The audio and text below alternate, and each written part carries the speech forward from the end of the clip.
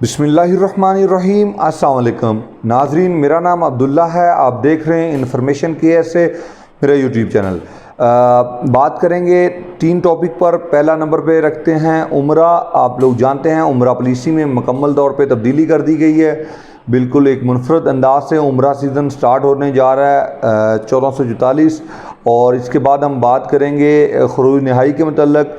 खरूज नहाई के मतलब जो हम बात करेंगे वो ये है कि एक दोस्त ने आज एक कमेंट किया, उसमें उन्होंने लिखा कि भाई मेरा कफ़ील ने मेरा फ़ाइनल एग्ज़िट लगाया था, जिसके बाद मेरे कफ़ील ने इसे कैंसिल किया और मेरा इकामा तजदीद किया।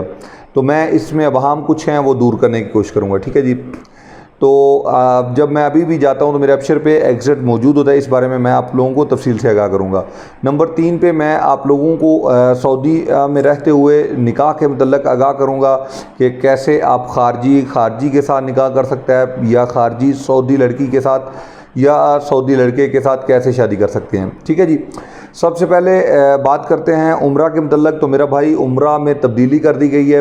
पहले आपको 20 या 21 दिन का या लास्ट 1 मंथ का वीज़ा जारी किया जाता था, 31 दिन का या 32 दिन का। इसमें आपने उम्रा करके वापस यानी मक्का और मदीना जाने के बाद आप जद्दा उतरे हैं, जद्दा से मक्का या मदीना ये आपकी हद थी, इससे बाद आप नहीं जा सकते थे। इस हद बंदी को अब ख़त्म कर दिया गया है। आप उम्रा वीज़ा पे जहाँ चाहें पूरे सऊदी अरबिया में आज़ाद हैं, जहाँ चाहें जा सकते हैं। एक बात तो ये होगी, ठीक है जी। नंबर 2 पे इसमें एक और अमेंडमेंट कर दी गई कि उम्रा जो वीज़ा है उसे 3 माह का कर दिया गया है। यानी अब आप सऊदी अरबिया में उम्रा वीज़ा पे आके 3 माह स्टे कर सकते हैं, बल्कि ये स्टे पूरे मुमलिकत सऊदी अरबिया में है, आप कहीं पर भी जा सकते हैं। इससे फ़ायदा हासिल होगा सियाह के शोबे में कि सियाहत बढ़ेगी सऊदी अरबिया में। सऊदी अरबिया के दीगर शहरों के बारे में ज़ौक़ रखने वाले लोग जो हैं वो उम्रा वीज़ा पे अब आके पूरे सऊदी अरब की सैर कर सकते हैं। एक बात तो ये होगी। नंबर 2 पे बात करेंगे खरूज नहाई के मतलब, जो मैंने आपको दूसरे नंबर पे रखा हमने टॉपिक।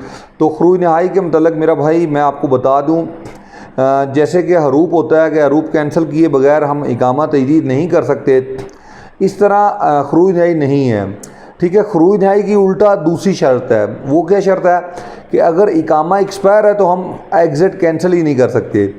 एग्ज़िट कैंसिल करने के लिए हमें आपका इकामा तजदीद करना पड़ता है, उसके बाद ही हम एग्ज़िट जो है वो उसे कैंसिल कर सकते हैं। तो इसलिए जब इकामा तजदीद होता है तो आप ये ना समझें कि मेरा एग्ज़िट कैंसिल हो गया, इकामा तजदीद हो गया। आप ये समझें कि आपके कफ़ील ने जस्ट आपका इकामा तजदीद किया और अब इसके बाद एग्ज़िट का प्रोसेस बाकी है। आपके कफ़ील को दोबारा से एग्ज़िट कैंसिल करना होगा। अगर 2 माह गुजर गए हैं तो इसके ऊपर 1000 ग्रामा आएगा। 1000 ग्रामा पे करने के बाद ये बासानी कफ़ील कैंसिल कर सकता है। अगर किसी परेशानी से या कोई ऐसा मसला हो जिससे कफ़ील सिस्टम तक रसाई हासिल ना कर पा रहा हो तो फिर आपका मंदूब को जवाज़ात जाना होगा। ये जस्ट 2 मिनट का काम है। वो जस्ट 2 चीज़ें वेरीफाई करेंगे। एक ये आपकी कफ़ील की रजामंदी की मंजूरी से हो रहा है, दूसरा आपका इकामा वैलिड होना चाहिए। वो फौरी तौर पे इसे कैंसिल कर देंगे। ये कोई बहुत बड़ा इशू नहीं है, रूप की तरह नहीं है। ये 1 साल बाद करें, 2 साल बाद करें, मुसलसल इकामे लगते रहेंगे, कोई इशू नहीं होगा। और एग्ज़िट जो है वो अपनी जगह पे एक्सपायर रहेगा। इसमें सिर्फ उनको 1000 पे करके इसको कैंसिल करना होगा, ठीक है जी। खरूज नहाई की फ़ीस नहीं होती, इसे कैंसिल करने की फ़ीस है, वो भी 2 माह बाद। अगर 2 माह के अंदर कोई कैंसिल करता है तो वो भी फ्री है, ठीक है जी। नंबर 3 पे अब बात करेंगे हम निकाह के मतलब कि सऊदी अरबिया में रहते हुए आप निकाह कैसे कर सकते हैं।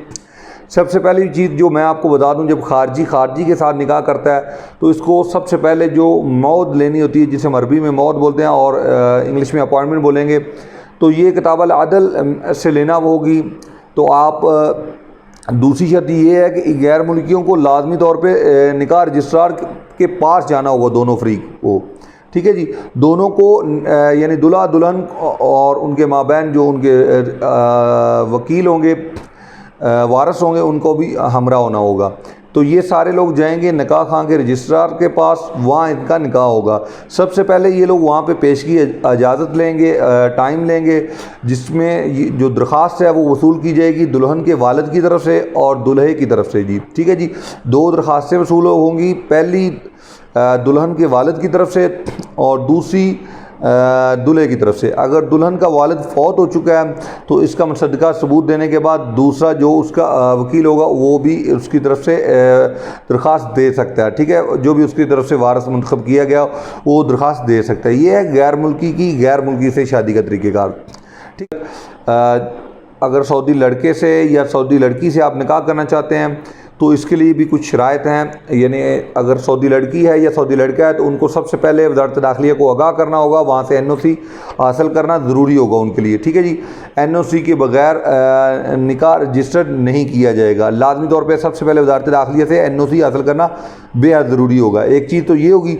दूसरी चीज़ ये है कि अगर निकाह किसी लड़का जो है वो अजनबी लड़का है और सऊदी लड़की से शादी करना चाह रहा है तो इस सऊदी ये जो गैर मुल्की लड़का है इसका एक पुलिस करैक्टर सर्टिफिकेट बनवाना बड़ा ज़रूरी हो जाएगा फिर, ठीक है जी। तो अगर ये करैक्टर सर्टिफिकेट बन जाए तो उसके बाद ही वज़ारत दाखिलिया इसकी NOC जारी करेगा, ये बात भी ध्यान में रखनी है, ठीक है जी। तीनों टॉपिक उम्मीद है आपको समझ आ गई होगी। बहुत बहुत शुक्रिया, ढेर सारा ख्याल रखिएगा। अल्लाह हाफिज़।